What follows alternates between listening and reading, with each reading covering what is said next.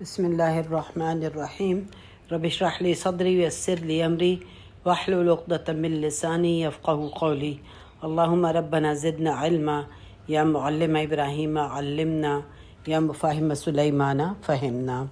سیرہ میں ہم نے کل جس بات کا ذکر کیا تھا وہ یہ تھا کہ عباس جو ان کے چچا تھے آپ صلی اللہ علیہ وسلم کے، ان کے رینسم کی بات ہوئی تھی، تاوان کی بات ہوئی تھی۔ تو انہوں نے کہا تھا کہ کتنا رینسم ہوا تھا ان کا، 4000 درہم 4000 درہم طے ہوا تھا کہ ابن عباس نے پے کرنا ہے۔ تو انہوں نے یہ کہا آپ صلی اللہ علیہ وسلم سے کہ میرے پاس تو یہ پیسے نہیں ہیں، اتنا پیسہ میں کہاں سے لاؤں؟ تو آپ صلی اللہ علیہ وسلم نے ان سے یہ کہا کہ وہ پیسہ کہاں ہے جو تم نے فضل یعنی ان کی جو بیوی تھی، عباس کی بیوی تھی، فضل کے ساتھ فلاں دن چھپائے تھے، اور تم نے اپنی بیوی سے یہ کہا تھا کہ اگر میں مر جاؤں تو یہ پیسہ تم میرے بچوں کو دے دینا۔ جب ابن عباس نے یہ بات سنی تو فوراً اسی وقت ایمان لے آئے، اور انہوں نے کہا کہ اللہ کی قسم اس بات کا میرے اور میری بیوی فضل کے علاوہ کسی کو پتہ نہ تھا، جس بات سے مجھے یقین ہو گیا ہے کہ آپ اللہ کے رسول ہیں، اس لیے میں ایمان لاتا ہوں۔ اس طرح سے عباس جو تھے وہ بھی مسلمان ہو گئے، اور عباس جو تھے وہ زندگی میں یہ کہتے تھے کہ واللہ میری خواہش ہے کہ آپ صلی اللہ علیہ وسلم مجھ سے اس سے زیادہ لے لیتے، یعنی تاوان جو تھا، پیسہ جو تھا وہ اس سے زیادہ لے لیتے، کیونکہ جو مجھے اس کے مقابلے میں ملا وہ بہت بہتر تھا۔ اس لیے کہ جو کچھ بھی انہوں نے ادا کیا، کہتے ہیں کہ 24 اوقیہ سونا تھا یا جو کچھ بھی تھا، لیکن پھر جب انہوں نے کاروبار شروع کیا تو ان کے کاروبار میں اتنی برکت تھی کہ صرف 20 غلام تو ایسے تھے جو کہ ان کے کاروبار ان کے لیے کیا کرتے ہوتے تھے۔ تو بہت ہی زیادہ یعنی منافع تھا ان کے، اور بہت امیر آدمی تھے۔ تو آپ صلی اللہ علیہ وسلم نے حج الوداع کے دن یہ کہا تھا کہ میں عباس کا سود معاف کرتا ہوں، یعنی بہت سا سود تھا جو لوگوں نے ان کا ادا کرنا تھا۔ تو جب آپ نے سود کو لینا منع کر دیا تو اسی دن حج الوداع کے دن آپ نے کہا تھا کہ وہ تمام سود جو عباس کو لوگوں نے دینا ہے میں وہ سب معاف کرتا ہوں۔ اور اب یہ مسند احمد میں ہے کہ کچھ قیدی ایسے بھی تھے جو پیسے نہیں دے سکتے تھے لیکن لکھنا پڑھنا جانتے تھے، تو آپ صلی اللہ علیہ وسلم نے ان کو یہ کہا تھا کہ ٹھیک ہے، انصار کو لکھنا پڑھنا سکھا دو۔ تو اس سے ہمیں پتہ چلتا ہے کہ تعلیم کی دین میں کتنی زیادہ اہمیت ہے، کہ آپ صلی اللہ علیہ وسلم تعلیم کو کتنا اہم سمجھتے تھے۔ اب ظاہر ہے کہ یہ کفار تھے، یہ کوئی دین کی تعلیم تو نہیں دے رہے تھے نا، دین کی تعلیم تو نہیں دے رہے تھے، دنیاوی تعلیم جو جانتے تھے اس کے بارے میں آپ صلی اللہ علیہ وسلم کہہ رہے تھے کہ ان کو وہ علم سکھا دو، کیونکہ اس زمانے میں لکھے پڑھے لوگ بہت کم تھے، چند لوگ تھے جو لکھے پڑھے تھے، کیونکہ عام لوگ تعلیم حاصل نہیں کرتے تھے۔ تو جو یہ چند لوگ تھے ان لوگوں کو یہ کہا گیا کہ انصار کو بھی وہ علم سکھا دیں جو ان کے پاس ہے۔ تو یہ اسی سے ہمیں پتہ چلتا ہے کہ اسلام وہ دین ہے، وہ سویلائزیشن ہے جس نے کہ عرب کو جو کہ جاہلیت کے دور میں تھے، جب ان کے پاس اسلام آیا تو ان کو دنیا کا امام بنا دیا، یعنی کون سا حصہ تھا جہاں پہ مسلمانوں نے پھر حکومت نہیں کی۔ اب یہاں پہ ایک اور نام آتا ہے ابو العاص ابن ربیعہ کا، کہ یہ آپ صلی اللہ علیہ وسلم کا داماد تھا، اور کون تھا؟ زینب رضی اللہ عنہ کا خاوند تھا۔ دونوں میاں بیوی میں آپس میں بہت زیادہ پیار محبت تھا اور ایک دوسرے کا بہت خیال رکھتے تھے۔ ابو العاص جو تھا وہ پکڑا گیا تھا، جو میں نے جیسے کہ آپ کو بتایا کہ وہ پکڑا گیا تھا۔ تو ابو العاص کی جو والدہ تھی وہ ختیجہ کی بہن تھی، یعنی ابو العاص کی جو والدہ تھی وہ ختیجہ کی بہن تھی، خدیجہ خالہ تھی ابو العاص کی۔ لہٰذا جب ان کا تاوان آیا، یعنی کہ جن کا جب رینسم آیا، جو ان کے لیے رینسم مانگا گیا تھا وہ رینسم آیا، تو اس میں ایک ہار تھا جو خدیجہ رضی اللہ عنہ پہنا کرتی ہوتی تھی۔ آپ صلی اللہ علیہ وسلم نے جب وہ ہار دیکھا تو آپ کے چہرے کا رنگ بدل گیا، اور آپ نے صحابہ سے ریکویسٹ کی کہ اس کو آزاد کر دو اور اس کو وہ تاوان لیے بغیر، رینسم لیے بغیر واپس کر دیا گیا۔ لیکن کس کنڈیشن پر؟ اس کنڈیشن پر کہ وہ زینب کو واپس کر دو گے، لہٰذا جب وہ آئیں گی تو آپ نے 2 صحابہ کو بھیج کر ان کو بلا لیا تھا، اور حالانکہ ابو العاص اور ان میں آپس میں بہت اچھا سلوک تھا۔ تو یہاں پہ ہم یہ دیکھتے ہیں کہ یہ جو مصعب تھے، ابن عمیر جو تھے، اس مطلب یہ مختلف صحابہ کے قصے ہیں جو کہ جنگ بدر کے ہیں۔ یہ مصعب ابن عمیر بھی ایک صحابی تھے، ان کا بھائی قیدی بن کے آ گیا تھا، اور مصعب جو لوگ تھے اس نے یہ کہا کہ مجھے آزاد کر دو کیونکہ میں تو تمہارا بھائی ہوں۔ تو مصعب نے انکار کر دیا اور کہا کہ اسے آزاد نہ کرنا، اس کی ماں بہت امیر ہے، جو مانگو گے وہ ادا کرے گی۔ تو بھائی حیران رہ گیا، اور بھائی نے کہا کہ میں تو تمہارا بھائی ہوں، میرے ساتھ ایسا سلوک، اپنے بھائی کے ساتھ تم ایسا سلوک کر رہے ہو۔ تو مصعب نے کیا جواب دیا تھا کہ ھذا اخی دونک، کہ یہ تیرے علاوہ یہ بھی میرے بھائی ہیں۔ تو یہ اسلام ہی کا ایک معجزہ ہے کہ یہ جو دین جب لوگوں کے دلوں میں آتا ہے تو جو کوئی غیر بھی ہوں تو آپ کے بھائی بن جاتے ہیں۔ اس کے علاوہ اور جو بہت سے جنگی قیدی پڑھے لکھے نہ تھے اور پیسہ بھی نہیں تھا، ان کو آزاد کر دیا گیا تھا، اور ان میں سے کافی لوگ جو تھے واپس جا کے انہوں نے اسلام جو تھا وہ قبول کر لیا۔ اب جنگ بدر کے نتائج کیا ہوئے؟ ایک تو نتیجہ یہ نکلا مدینہ میں کہ جو جتنے بھی مشرک تھے، ابھی تک مدینہ میں جیسے میں نے پہلے بتایا کون تھا، مسلمان تھے، مشرک تھے اور یہود تھے، تو جتنے بھی مشرک تھے سب ایمان لے آئے تھے۔ لیکن ایک اور چیز جو کہ اس جنگ بدر کے بعد جنم لی، وہ تھا کیا تھا؟ نفاق، یعنی منافق جو تھے وہ پیدا ہو گئے تھے یہ جنگ بدر کے بعد۔ اور جو منافقوں کا سردار تھا اس کا نام کیا آتا ہے؟ عبداللہ ابن ابی۔ عبداللہ ابن ابی جو تھا یہ منافقوں کا سردار تھا، اور تھا یہ کہ آپ صلی اللہ علیہ وسلم کے مدینہ آنے سے پہلے اس کو سردار بننا تھا مدینہ کا، یعنی یہی ہیڈ آف دا اسٹیٹ بننا تھا۔ لیکن آپ کے آنے کے بعد اس کا چانس ختم ہو گیا، یہ سردار نہیں بن سکتا تھا، لہٰذا اس نے کیا کیا کہ صرف دکھانے کے لیے اسلام قبول کیا، لیکن اس کے دل نے قبول نہیں کیا تھا، اور قرآن نے اس چیز کو واضح بھی کر دیا کہ اس کا دل جو تھا وہ مسلمان نہیں ہوا تھا۔ تو یہ ابو العاص یعنی کہ جو کہ زینب کے خامن تھے، یہ واپس ان سے یہ وعدہ لیا گیا تھا کہ وہ زینب کو واپس کر دیں گے۔ تو یہ واپس جب مکہ گئے تو اب پورے مکہ میں یہ افواہیں جو تھیں وہ بہت کامن ہو گئیں کہ زینب واپس جا رہی ہیں۔ سب کو پتہ چل گیا کہ ابو العاص کا رینسم نہیں لیا گیا ہے، اور انہوں نے سے کہا گیا ہے کہ زینب کو واپس کر دو۔ ہند جو ابو سفیان کی بیوی تھی، اس نے زینب رضی اللہ عنہ کو بلایا اور کہا کہ مجھے پتہ ہے کہ تم اپنے والد سے ملنے جا رہی ہو اور مدینہ جا رہی ہو، اور اس نے یہ کہا کہ ضرورت تو نہیں ہے، مگر جب تم جانے لگو تو مجھے ضرور بتانا، میں تمہارا سامان تیار کر دوں گی، کیونکہ ایک عورت ہی کو پتہ ہوتا ہے کہ دوسری عورت کو کیا چاہیے۔ اب یہ کیوں کر رہی تھی؟ اس کو ظاہر ہے کہ اس کے دل میں تو کوئی ہمدردی نہیں تھی زینب رضی اللہ عنہ کے لیے، صرف یہ زینب رضی اللہ عنہ کو روکنا چاہتی تھی تاکہ ان کو ایک ہوسٹیج بنا کر، تاکہ ان کے ذریعے مسلمانوں کو جو مدینہ میں ہیں ان کو بلیک میل کیا جا سکے۔ تو زینب رضی اللہ عنہ چاہا کہ وہ اس کو بتائیں، لیکن پھر ان کی سکس سینس جو تھی وہ اس بات پہ راضی نہ ہوئی، اور انہوں نے اس چیز کے بارے میں اس کو نہ بتایا۔ اب زینب کو بھیجنے کے لیے ان کے خامن جو تھے ابو العاص، اس نے اپنے بھائی کنانہ سے کہا کہ تم اس کو مکہ سے باہر لے جاؤ، وہاں 2 صحابہ ہوں گے، تم ان کے حوالے کر دینا۔ اب کنانہ بھی مسلمان نہیں تھا، ان کا بھائی تھا، وہ مسلمان نہیں تھا۔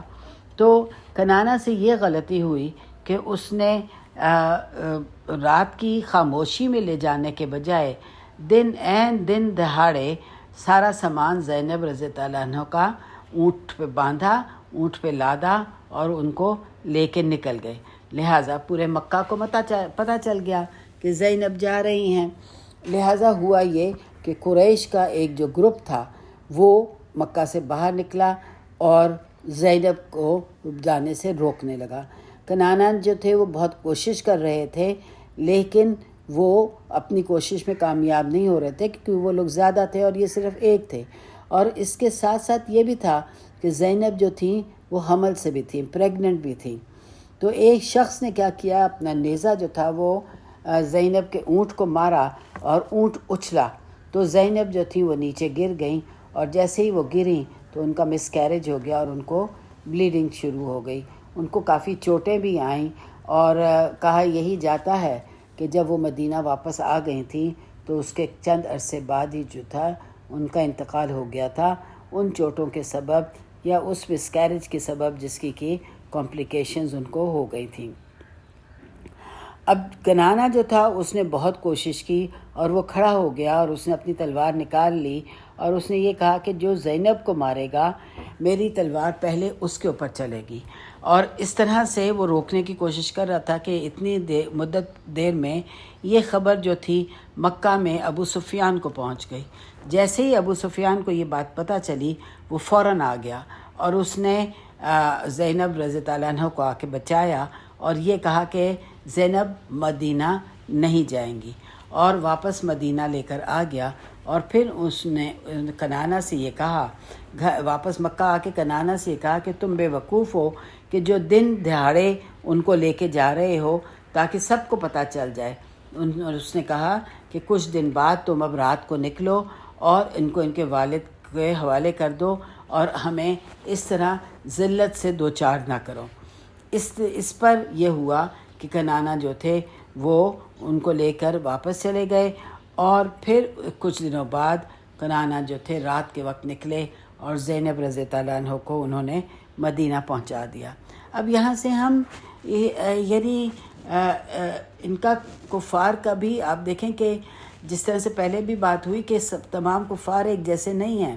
اب یہ کنعانہ کوئی مسلمان نہیں تھے، لیکن کیونکہ اس نے عہد کر لیا تھا کہ ہاں میں پہنچاؤں گا، تو مسلمان نہ ہوتے ہوئے بھی اس نے اپنا وعدہ نبھایا اور اپنی جان کو بھی خطرے میں ڈالا۔ یعنی یہ نہیں کہ صرف ان کو پہنچایا بلکہ اپنی جان کو بھی خطرے میں ڈالا۔ تو یہ ہمیں اس سے پتہ چلتا ہے کہ یہ کس قدر اپنے وعدے کو نبھانے والے تھے، اگرچہ اسلام ان کے اندر نہیں تھا لیکن اس کے باوجود یہی اسی لیے جو تمام ریزنز جو کہتے ہیں نا کہ آخر اسلام کو مکہ ہی میں یا مدینہ ہی میں کیوں اللہ تعالیٰ نے بھیجا، کیونکہ قریش کی تو کچھ خصوصیات ایسی تھیں جو کہ کسی اور جو لوگ تھے ان میں نہیں پائی جاتی تھیں، کسی اور قبیلے میں بھی وہ چیزیں نہیں پائی جاتی تھیں، یعنی وعدہ نبھانا اور اپنا حفاظت کرنا، یہ سب چیزیں جو تھیں نا، اگر وہ مسلمان نہیں بھی تھے لیکن اگر ایک کوئی وعدہ کر لیتے تھے تو اس کو پورا کرتے تھے، اس سے ہٹتے نہیں تھے۔ تو یہی ہم دیکھ رہے ہیں کنعانہ میں کہ کنعانہ اگرچہ مسلمان نہیں تھے لیکن جس چیز کا وعدہ کیا کہ میں پہنچاؤں گا مدینہ، وہ اس کو پورا کیا۔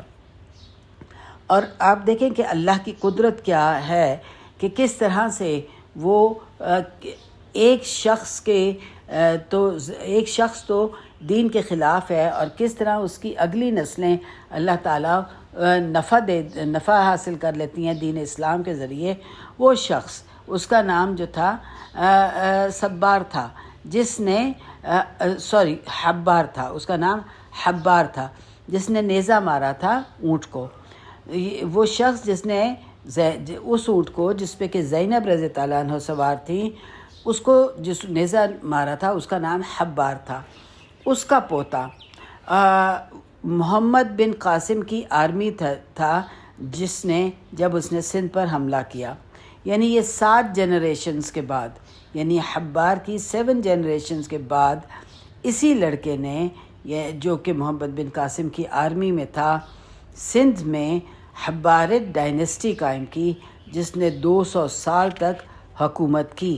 اور یہ کیا تھا، یہ اس نے کوائنز میں منٹ کیے۔ وہ منصورہ تھی جو کہ آج یہ جگہ کراچی سے چند دن کے فاصلوں پر ہے، اور اس کے روئنز آج بھی موجود ہیں۔ تو یعنی دیکھنے کی بات یہ ہے کہ یہ کس طرح سے ایک وہ شخص جس نے کہ دین کو نقصان پہنچانے کی کوشش کی، اسی کے پوتے نے ایک ایسی مسلمان حکومت سندھ میں قائم کی جس میں کہ آج کراچی بھی آتا ہے، ملتان اور یہ سارا علاقہ ہے، وہ سب اس پہ آ کے حبارد، وہی اسی کے اپنے دادا کے نام پہ حبارد ڈائنیسٹی قائم کی۔ آپ لوگ گوگل کر کے دیکھ سکتے ہیں کہ کس طرح سے حبارد ڈائنیسٹی قائم ہوئی تھی، اور انہوں نے تقریباً 200 سال حکومت کی سندھ کے اوپر۔ اور پھر یہ ختم کیسے ہوئی؟ ختم اس طرح سے ہوئی کہ فاطمی ڈائنیسٹی اور اسماعیلی ڈائنیسٹی نے حملہ کر کے ان کو ختم کیا، اور یہ وہ پہلا آغا خانی تھا جو انڈیا آیا تھا، اور یہاں پہ اسماعیلیوں کی تعداد بہت تھی۔ بہرحال یہ ایک علیحدہ ٹاپک ہے جس کے اوپر ہمیں بات نہیں کرنی ہے، لیکن جو ہم سے سبق لیتے ہیں وہ یہ لیتے ہیں کہ نیزہ مارنے والا شخص مشرک تھا، اسی کی جنریشن سے ایک سندھ میں ایسی سپر پاور قائم ہوئی جس نے 30-40 سال تک یہاں پہ حکومت کی، جس میں آج پاکستان بھی شامل ہے۔ تو یہ تو مدینہ کی بارے میں ہم بات کر رہے ہیں۔ اب ہم آ جاتے ہیں کہ مکہ میں کیا ہوا۔ مکہ میں بدر کے بعد کیا ہوا، جو کہ ابن کثیر جو ہیں اس کے بارے میں کافی تفصیل دیتے ہیں کہ جو سب سے پہلا فوجی جو تھا وہ مکہ پہنچا۔ قریش تو جب جنگ ہارنے لگے تو تتر بتر ہو گئے تھے، کوئی ادھر بھاگا، کوئی ادھر بھاگا، کوئی کس جگہ بھاگا، لیکن کچھ دور آگے جا کے انہوں نے اپنے آپ کو ری گروپ کیا، اور ان کو فتح کا اتنا یقین تھا کہ انہوں نے کوئی پلان بی بھی تیار نہیں کیا ہوا تھا۔ یعنی کہ ہوتا یہی ہے نا کہ جب فوجیں جاتی ہیں تو پلان اے اور پلان بی ہوتا ہے کہ پلان اے کے مطابق ہم یہ کریں گے، اگر ہم ہارے تو ہم یہ کریں گے، اور اگر ہم پسپا ہوئے تو ہم یہ کریں گے۔ ان کے پاس کوئی پلان بی تیار نہیں تھا، ان کو اپنی فتح کا اتنا یقین تھا۔ تو یہ پہلا شخص جو تھا جب یہ مکہ پہنچا تو یہ بہت ہی برے حال میں تھا۔ تو اس سے جب پوچھا گیا کہ کیا ہوا، تم اتنے برے حال میں کیوں ہو، تو اس نے کہنا شروع کر دیا کہ عتبہ بھی مارا گیا، ربیع بھی مارا گیا، شیبہ بھی مارا گیا، امیہ بن خلف بھی مارا گیا، ابو الحکم بھی مارا گیا، ابو جہل بھی مارا گیا، ابو بختری بھی مارا گیا۔ یعنی سب بڑے بڑے سرداروں کا اس نے نام لینا شروع کیا کہ یہ سارے سردار جو ہیں وہ مارے گئے ہیں۔ تو جب اس نے یہ کہا کہ امیہ بن خلف مارا گیا تو لوگوں نے امیہ بن خلف کا جو بیٹا تھا اس نے کہا کہ یہ تو پاگل ہو گیا ہے۔ لوگوں کے مکہ کے بھی لوگوں نے سمجھا کہ یہ پاگل ہو گیا ہے، اور امیہ بن خلف کا جو بیٹا تھا جس کا نام صفوان تھا وہ بھی سمجھا کہ یہ پاگل ہو گیا ہے، اور وہ کعبہ کے دیوار کے ساتھ ٹیک لگا کر بیٹھا ہوا تھا۔ تو اس نے کہا یہ ناممکن ہے، یہ پاگل ہو گیا ہے، اور اس نے ایک آدمی کو بھیجا کہ جاؤ اس سے سوال کرو کہ سفیان، یعنی اپنا نام لیا کہ سفیان کا کیا ہوا، کیونکہ اس کو یہ لگ رہا تھا کہ یہ نیم بے ہوشی میں یہ ساری باتیں کر رہا ہے۔ لہٰذا اس نے ایک آدمی بھیجا اور کہا کہ جاؤ اس سے سوال کرو کہ صفوان کا کیا ہوا۔ تو اس نے جواب دیا صفوان تو وہ وہاں پہ بیٹھا ہوا ہے، اور میں نے تو اپنی آنکھوں سے دیکھا ہے کہ اس کے باپ اور اس کے بھائی کو انہوں نے قتل کیا، اور پھر گھسیٹتے ہوئے لے جا کے اس کی لاشیں کو کنویں میں ڈال دی۔ بہرحال اس کے بعد لوگوں کو یقین آ گیا کہ وہ شخص پاگل نہیں ہے اور حقیقت بتا رہا ہے، اور آہستہ آہستہ آہستہ آہستہ ہر ایک کو جو آتا گیا اس نے یہی خبر دینا شروع کر دی کہ وہ جنگ ہار گئے ہیں، اور جو مکہ کا جو ہر گھر تھا اس میں وہی ہوا کہ رونا جو تھا وہ مچ گیا۔ مگر ابو لہب ابھی تک جو تھا وہ اللہ تعالیٰ نے اس کو بچا کے رکھا ہوا تھا، کیونکہ وہ اس کو اللہ تعالیٰ اس سے بھی زیادہ برے انجام میں مبتلا کرنے والے تھے، اسی لیے تو اس کے بارے میں آیات آئیں کہ تبت یدا ابی لہب و تب۔ تو یہاں پہ یہ وہ واحد سینئر شخص تھا جو مکہ کا بدترین اور گندا انسان تھا، اور جو کہ دشمنوں میں سے زندہ تھا، اور ایک ذرہ برابر بھی اس میں انسانیت نہیں تھی۔ اسی لیے اس کو اللہ تعالیٰ نے اسلام لانے کی نعمت سے محروم رکھا۔ اب ابو لہب کے ساتھ کیا ہوا انشاءاللہ اب ہم یہ کل دیکھیں گے کہ ابو لہب کے ساتھ کیا ہوا، اور جنگ بدر کی جو ہار تھی اس کی وجہ سے مکہ میں کیا حالات ہوئے، اس کو انشاءاللہ ہم کل ڈسکس کریں گے. آج کے لیے اتنا کافی ہے. اللہ تعالیٰ سے یہی دعا ہے کہ اللہ تعالیٰ ہم سب کو دین اسلام کی اہمیت، یعنی صرف اس بات کی اہمیت کو ہم سمجھیں کہ اللہ تعالیٰ نے مجھے مسلمان بنایا ہے. دیکھیں یہ کتنی بڑی نعمت ہے. دنیا میں اس وقت کتنے انسان ہیں، ان انسانوں میں سے میں اور آپ مسلمان ہیں. کیا یہ اللہ کی نعمت نہیں ہے؟ تو اس نعمت کے اوپر اللہ تعالیٰ کا شکر ادا کیا کریں کہ اللہ تعالیٰ تیرا کتنا بڑا احسان ہے کہ تو نے مجھے مسلمان بنایا ہے. آپ یقین کریں کہ میں جب شاید یہ میں نے بات پہلے بھی کی ہو، لیکن کیونکہ ان باتوں سے یہ ہوتا ہے کہ آپ کا ایمان مضبوط ہوتا ہے، کہ جب میں نے سری لنکا کا سفر کیا تو میں اس بات پہ حیران ہوتی تھی کہ اس مین روڈ سے چند دور فیکٹریاں تھیں جس میں کہ بدھا کے مجسمے بنائے جاتے تھے، اور وہاں سے وہ مجسمہ جب لوگوں کے گھروں میں آتا تھا تو وہ ان کا خدا ہوتا تھا. اور مجھے اتنی حیرانگی ہوتی تھی کہ اپنے ہاتھوں سے بنایا ہوا مجسمہ ان کے لیے خدا ہے.